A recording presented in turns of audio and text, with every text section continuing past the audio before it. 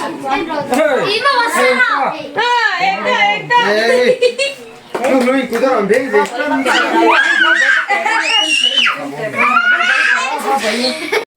Tự nhiên nó hỏi sang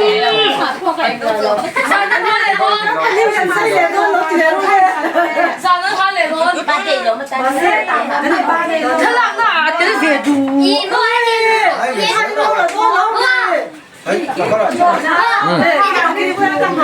cắt đón về nói lâu lúc mà tí đập chắc phải nào nak tu bad deh tu te adversin mak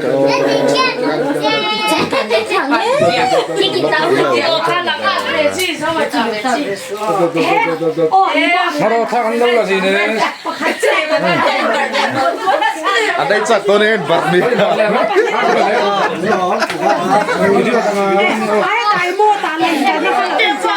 ada icat oh Zualbawihi nak tu bad deh tu ni boleh nak tôi là đủ mắt bố mì sao bây giờ hai đẻ sao rồi alawin barleang anh đi cho con làm chán sầu giói mày đó mì con làm chán sầu để ra mày sản nên cái mình đó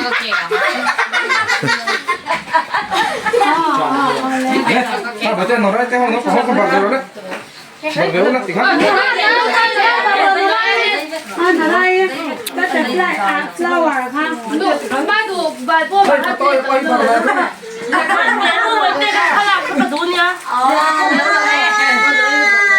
thế lâu bởi vì lâu bây giờ đây em có món ăn để có món ăn để harmon veng nak pang bad deh lo mak tel nge nge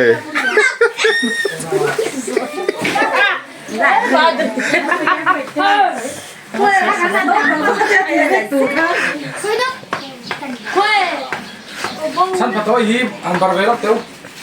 bố cream nó đủ khẳng ở bông phê xí lại No no.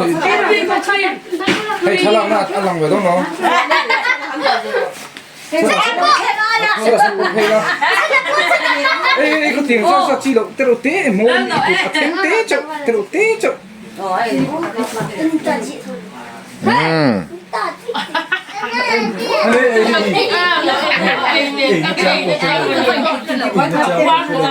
Chân vào tôi hả?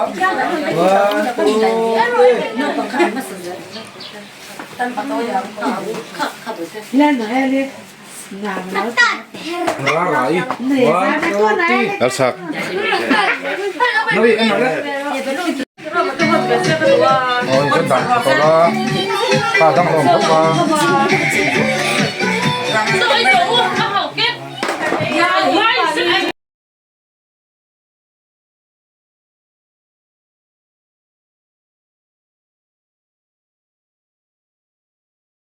sakate Ai.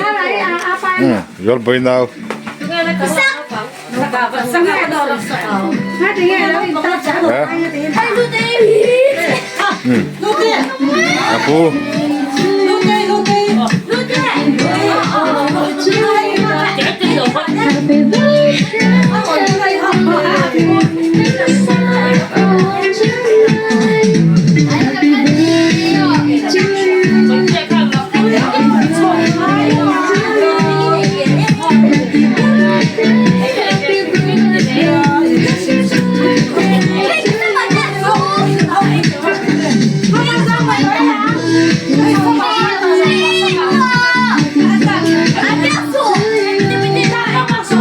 Hãy subscribe cho kênh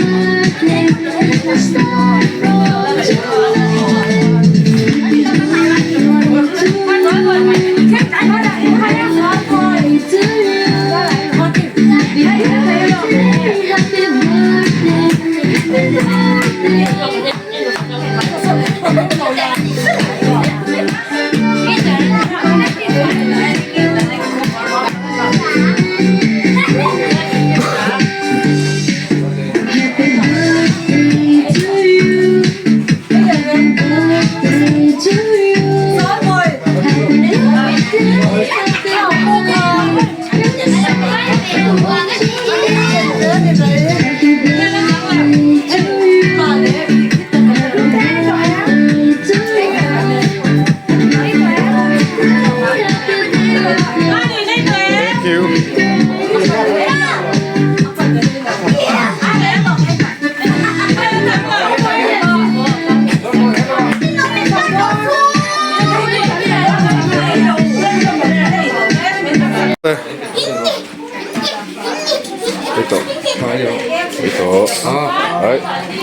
chơi thế luôn hấu bục khác mặc bây giờ bro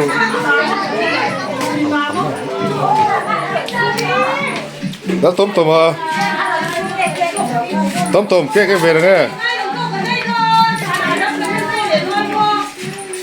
còn mình phải có nhớ anh phẩm lực ra đó tôi đúng mà cái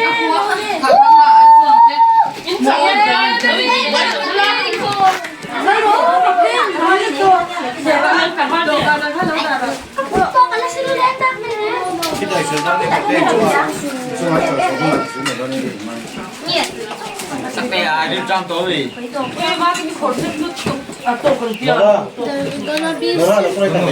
nó sáng đi hay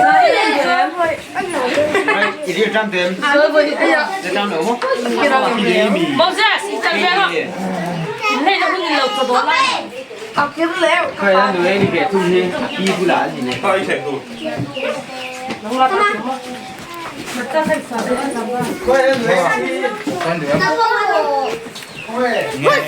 cầm nghe cầm đâu à bắt đây cầm nghe cầm đâu rồi bây giờ mới đó nữa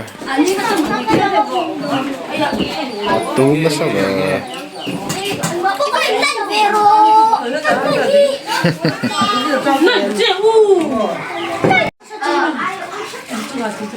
nhưng mà tụi mơ mấy bạn mì mấy bạn nó lại là nó đâu gì mà cầm cái này bên những con mì những thèm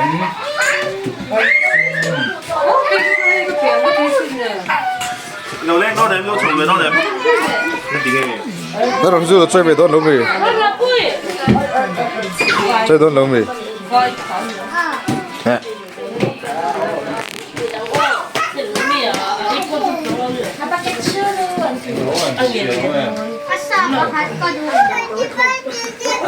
tầm nó mang mình chém té từ tầm nó thì kha anh nu để cái